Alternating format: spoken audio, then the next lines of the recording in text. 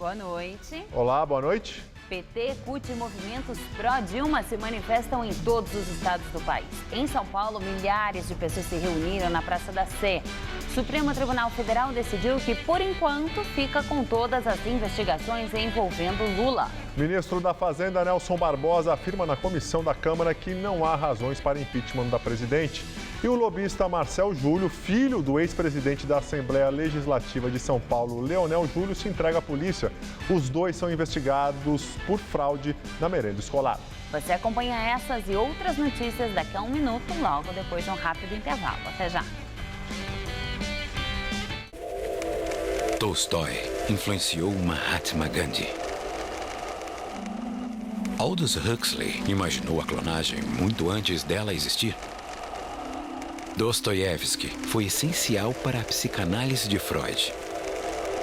Os grandes escritores fizeram muito pelo mundo. Imagine o que eles podem fazer por você. Coleção Folha, grandes nomes da literatura. Todo domingo nas bancas, um livro por R$19,90. Na compra do primeiro, grátis o segundo. Colecione. Qual Casper você é? Eu sou jornalismo. Eu sou relações públicas. Eu sou publicidade e propaganda. Eu sou rádio, TV e internet. A minha Casper é comunicação.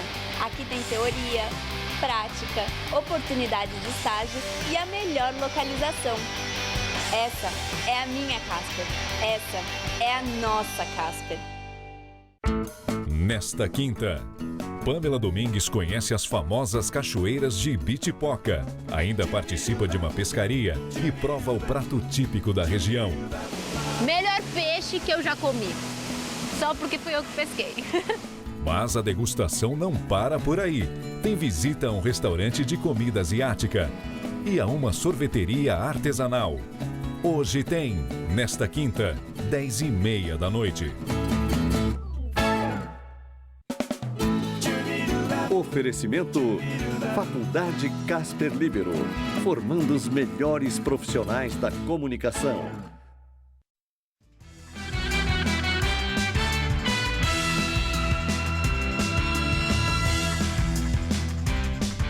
Milhares de pessoas participaram da manifestação contra o impeachment da presidente Dilma Rousseff na Praça da Sé, aqui no centro de São Paulo. O protesto foi liderado pela Frente Brasil Popular, que reúne centrais sindicais, partidos políticos, movimentos sociais e estudantis. No início da tarde, vários grupos de manifestantes desembarcaram na estação Sé do metrô, bem ao lado do local do protesto. As pessoas gritavam a todo momento palavras de ordem contra o que chamam de golpe e a favor da democracia. Os militantes também protestam contra a política econômica do governo federal e o ajuste fiscal, e também contra a reforma na Previdência. Aqui do alto da Catedral, dá para se ter uma ideia da dimensão deste protesto. Os manifestantes tomam completamente neste momento a Praça da Sé, gritam palavras de ordem e também ocupam a rua lateral aqui do local. Mais de 60 entidades e movimentos sociais participam desta mobilização. E a gente está apelidando isso de onda democrática. Vários atos acontecendo todos os dias no Brasil, de manhã, de tarde, de noite, para que a gente coloque a população a par do que está acontecendo no país e que cada vez mais pessoas participem desses atos, exigindo de fato a democracia no nosso país. Não podemos aceitar um golpe. No chão, em um dos carros de som, quem discursou foi o ex-senador Eduardo Suplicy e atual secretário municipal de Direitos Humanos. De acordo com a organização, o ato reuniu 60 mil pessoas. Já segundo a Polícia Militar, foram 18 mil no horário de pico, por volta das 7 horas da noite.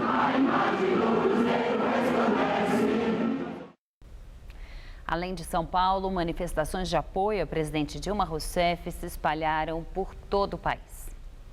Em Brasília, os grupos começaram a chegar pela manhã em caravanas vindas de vários estados. À tarde, eles caminharam em direção ao Congresso Nacional. Por volta das 8 da noite, havia 100 mil manifestantes, segundo organizadores, e 50 mil, segundo a PM. Em Fortaleza, os manifestantes se concentraram na Praça da Bandeira. Depois seguiram em caminhada até a Praça Almirante Jaceguai.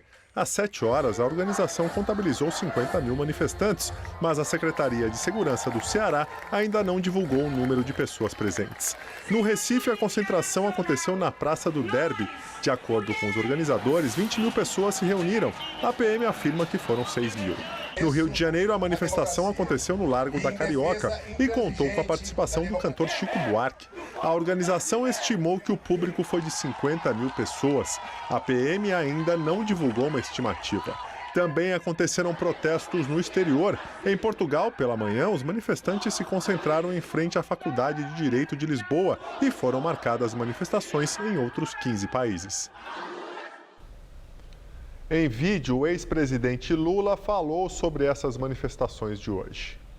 Nas ruas, nas escolas, no trabalho, nas redes sociais, nas igrejas, o povo brasileiro está mostrando o quanto valoriza a democracia. E se manifesta em defesa da Constituição, do Estado de Direito e das conquistas sociais. O povo brasileiro não fecha os olhos para os problemas, nem se conforma com o que está errado e precisa ser corrigido. Mas o Brasil sabe que não existe solução fora da democracia. Por maioria, Supremo Tribunal Federal mantém a decisão do ministro Teori Zavascki sobre gravações de Dilma e Lula. Na decisão de hoje, o ministro Teori Zavascki explicou que o julgamento visava somente levar os autos ao STF e que depois vai analisar o mérito do caso, o que deve permanecer sob investigação da Corte e o que pode voltar para o juiz Sérgio Moro. Por ora, a decisão do Supremo não significa que Lula ganhou foro privilegiado. E nada foi decidido também sobre a posse do ex-presidente como ministro da Casa Civil. A nomeação do petista está suspensa por liminar dada pelo ministro Gilmar Mendes. Ao defender o governo, o advogado-geral da União, José Eduardo Cardoso, disse que a divulgação de conversa de Dilma com Lula violou a Constituição, a intimidade, a lei das interceptações e regras de segurança nacional. Não porque o conteúdo da fala afete a segurança nacional, mas porque o sigilo telefônico da chefia do Executivo, da chefe de governo e da chefe de Estado é questão de segurança nacional. Teori Zavascki argumentou que a decisão de Sérgio Moro de divulgar as conversas interceptadas de Lula feriu a competência do STF. Eventuais excessos que se possa cometer com a melhor das intenções de apressar o desfecho das investigações ou de eventuais punições, isso, nós já conhecemos essa história, já vimos esse filme. Isso pode reverter justamente no resultado contrário. O Supremo Tribunal Federal e o Superior Tribunal de Justiça anularam procedimentos penais nessas situações, quer dizer. Então, é muito importante salientar isso. Temos que investigar, sim, temos que processar, sim, mas temos que fazer isso dentro da Constituição. A Polícia Federal pediu ao Supremo Tribunal Federal o indiciamento da senadora Gleisi Hoffmann, do PT, e do marido dela, o ex-ministro Paulo Bernardo. Os dois são suspeitos de terem recebido R$1 milhão no esquema de corrupção da Petrobras. O pedido será analisado pelo ministro Teori Zavascki, que vai pedir à Procuradoria-Geral da República um parecer sobre o caso. Vamos agora ao comentário de Josias de Souza, que fala direto de Brasília. Ele comenta a decisão do STF sobre os casos das escutas telefônicas de Dilma e Lula. O plenário do Supremo Tribunal Federal emitiu hoje um sinal de alerta para o juiz Sérgio Moro. Fez isso ao referendar a liminar do ministro Teori Zavascki sobre a divulgação dos grampos telefônicos de Lula captados na Operação Lava Jato. A decisão é liminar, o mérito ainda vai ser julgado, mas os recados do Supremo foram muito claros. O juiz não poderia ter divulgado os grampos telefônicos e ele teria que ter remetido o processo para o Supremo assim que soaram nos grampos as vozes de pessoas que dispõem de prerrogativa de foro, como é o caso da presidente Dilma e de ministros de Estado. Nesses casos, cabe ao Supremo decidir o que fica em Brasília e o que é julgado em Curitiba. Durante o julgamento de hoje, o ministro Teori Zavascki lembrou que equívocos em processos podem levar à anulação dos casos. Ele disse que em vários casos isso já aconteceu no STJ e no STF. É tudo o que desejam nesse momento os plutocratas e os cleptocratas apanhados plantando bananeira dentro dos cofres da Petrobras. Melhor não oferecer pretextos. Boa noite. Parentes e sobreviventes das chacinas de Osasco, Barueri e Itapevi reclamam do abandono por parte do governo do estado. 8 meses após os crimes que foram praticados por policiais militares, as famílias ainda buscam a justiça e indenização. Hoje, a Defensoria Pública do Estado de São Paulo recebeu essas pessoas para agilizar os processos. Para Dona Zilda, o dia 13 de agosto de 2015 jamais será esquecido. Foi nesta data que o único filho dela foi assassinado em frente a um bar. Ela chegou a ouvir o barulho dos tiros. Eu não sei nem te explicar o que eu sinto, se é raiva, se é ódio, o que é, porque o menino estava vivo, são aqui. Fernando trabalhava como pintor, tinha 34 anos e foi uma das vítimas da chacina que deixou 23 mortos e pelo menos 7 sobreviventes nas cidades de Osasco, Barueri e Itapevi, na Grande São Paulo. Só no bar onde ele estava, 8 pessoas morreram. 8 meses depois da chacina, e os familiares das vítimas dizem que ainda não receberam nenhum tipo de apoio do governo do estado. Hoje, eles estiveram aqui na Defensoria Pública de Osasco e já entraram com um pedido de indenização. A proposta é fazer um acordo com o governo de São Paulo.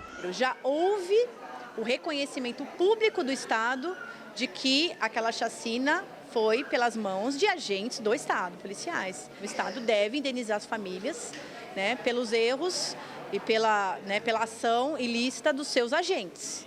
A maioria das mortes ocorreu no dia 13 de agosto do ano passado. Câmeras de segurança registraram os ataques. 4 pessoas foram denunciadas à justiça até agora. Entre elas, 3 policiais militares e um guarda civil metropolitano, que permanecem presos. Dona Aparecida também perdeu um filho na chacina. O mecânico Leandro Pereira Assunção, de 36 anos.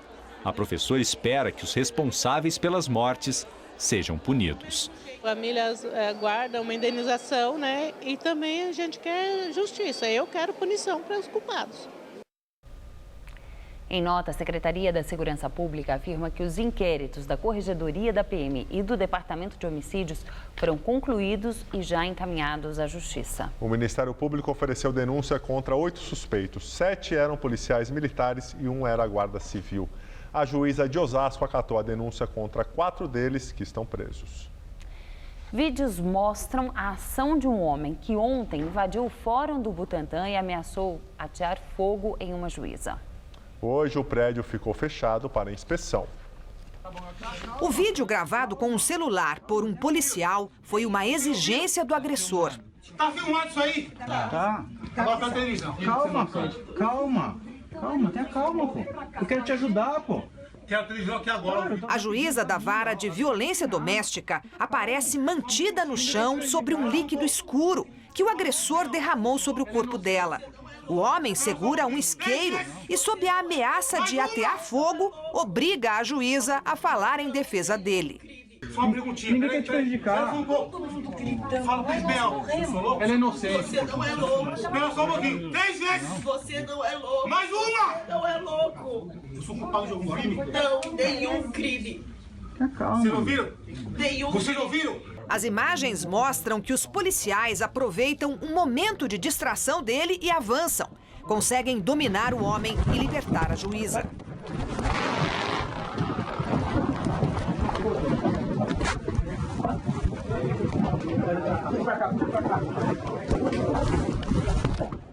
A juíza Tatiane Lima ficou em poder do agressor durante cerca de 20 minutos e sofreu escoriações leves. Ela contou à polícia que não se lembra de ter estado com ele antes. Disse que não o conhece. Alfredo José dos Santos responde a um processo na justiça por agressão à ex-mulher. No começo da tarde de ontem, driblou a segurança e invadiu o Fórum do Butantã, onde teria uma audiência. Ele carregava uma mochila com garrafas cheias de gasolina, óleo queimado e acetona. Atirou uma delas no chão e ateou fogo ao subir as escadas a caminho da sala da juíza. O grupo de operações táticas especiais da polícia fez uma varredura no prédio. Havia suspeita de bomba caseira. Alfredo dos Santos está preso e vai responder por tentativa de homicídio, crime de explosão e resistência à prisão. O Fórum do Butantã permaneceu fechado nesta quinta-feira para uma nova inspeção da CETESB. Os técnicos investigam se há vestígios de outros produtos químicos no prédio. O Tribunal de Justiça de São Paulo disse que vai investigar se houve falha na segurança e tomar providências. O lobista Marcel Júlio, filho do ex-presidente da Assembleia Legislativa de São Paulo, Leonel Júlio, se entregou à Polícia Civil da cidade de Bebedouro, no interior paulista. Ele estava foragido desde janeiro. Pai e filho são investigados na Operação Alba Branca por fraude na merenda escolar. Para os investigadores, Marcel Júlio é um dos mentores da organização e teria intermediado pagamentos de propina. O ministro da Fazenda, Nelson Barbosa, vai à comissão do impeachment da Câmara dos Deputados. Ele disse que a presidente Dilma não cometeu crime de responsabilidade. Barbosa afirmou que tanto os decretos de crédito suplementar editados por Dilma, quanto os atos chamados de pedaladas fiscais, foram realizados dentro da legalidade em 2015 e que, no caso das pedaladas, o governo acatou as orientações do Tribunal de Contas da União. Os dois atos são contestados no pedido de impeachment de Dilma. Todos os atos praticados em 2015 estão em perfeito acordo com o entendimento do TCU na época em que esses atos foram praticados. Uma vez mudado o entendimento do TCU, os atos da União foram, então, adequados ao novo entendimento. O professor da Universidade Estadual do Rio de Janeiro, Ricardo Lodge Ribeiro, especialista em direito tributário, também foi escalado para defender Dilma e reforçou a tese da legalidade dos atos fiscais do governo. Esses atos, concluiu o professor, não são capazes de levar ao afastamento da presidente. Até porque falta de apoio parlamentar, impopularidade, ou como já se disse em pedido outro de impeachment, o conjunto geral da obra, não alicerça pedido de impeachment, como bem esclareceu o ministro Marco Aurélio no dia de ontem. E a presidente Dilma recebe apoio de artistas e intelectuais contrários ao impeachment. Entre os presentes no encontro no Palácio do Planalto estavam a cantora Beth Carvalho, os atores Letícia Sabatella, Osmar Prado e Sérgio Mamberti, o escritor Fernando Moraes e a cineasta Ana Mui Laert. Vários deles discursaram ou enviaram vídeos de apoio. Mas nem todos, apesar de serem contra o impeachment, se disseram a favor do governo. Eu sou oposição ao seu governo, presidenta Dilma. Mas eu tenho um contentamento em poder dizer isso na sua frente e poder dizer que eu vivo ainda num estado que se pretende utopicamente, em realidade, em transformação, em exercício, nesse momento, nesse governo, de ser um Estado democrático, de preservar as liberdades. Dilma agradeceu e fez referência à data de hoje, que marca os 52 anos do golpe militar de 1964. Nesse exato dia, um golpe militar deu início a uma fase da nossa história marcada pelo arbítrio, pelo desrespeito a direitos humanos, a direitos individuais. Dilma também criticou o que chamou de ambiente de ódio. Esse país nunca teve esse lado fascista, nunca teve. Nós temos preconceito, porque não somos santos. Nós temos preconceitos, a gente tem de lutar contra eles. Nós sabemos que tem hora que surge aqui e ali um fundamentalismo que é muito grave. Agora, estigmatizar as pessoas pelo que elas pensam? Vamos agora ao comentário de política com José Neumann e Pinto. Ele fala sobre a decisão do STF de manter na corte as investigações sobre os grampos telefônicos de Dilma e Lula. Esqueça o relambório, a retórica barroca, as juras ao Estado Democrático de Direito.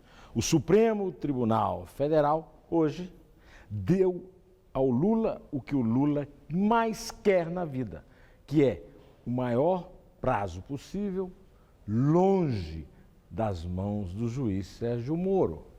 Ou seja, deu ao Lula a capacidade dele ficar se mexendo em Brasília para tentar salvar a Dilma do impeachment.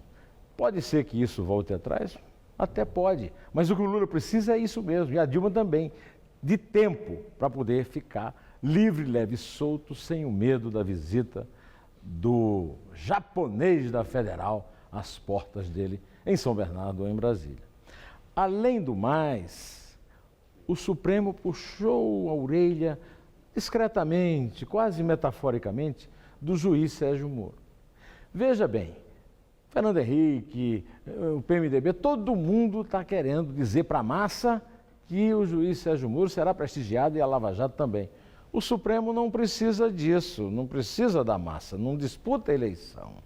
Então, o que o Supremo fez foi livrar a cara do Lula e fazer uma ameaçazinha velada ao juiz Moro. Você acha que estamos bem?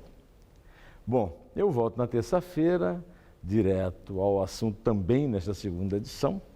Até! No Twitter, o vice-presidente Michel Temer, do PMDB, nega estar negociando cargos. Temer publicou vários tweets para esclarecer boatos de que ele poderia acabar com a Operação Lava Jato. O vice-presidente afirmou dizer que eu poderia interferir em processo judicial levado adiante em função da posição do Ministério Público. Isso jamais eu faria. Ele também tuitou que é muito atento à institucionalidade, portanto, jamais haveria de influenciar outro poder. Temer quis deixar claro que não está fazendo negociação de cargos. Ele escreveu: "Sou muito procurado, mas não trato deste assunto. Não trato sequer do assunto do que possa ou não possa acontecer." Desde terça-feira, o PMDB não faz parte da base governista. Ela toma conta do país. Ela toma conta, sim. Nós vamos ficando por aqui. A edição de hoje você pode ver daqui a pouco já no site do Jornal da Gazeta. Tchau, Gabriel. Tchau, Juliana. Valeu pela companhia. Você fica agora com Pamela Domingues no Hoje Tem. A gente se vê amanhã. Até lá. Christian Peterman comenta as estreias do cinema no Todo Seu. Daqui a pouco, 11 da noite. Assista agora. Hoje Tem.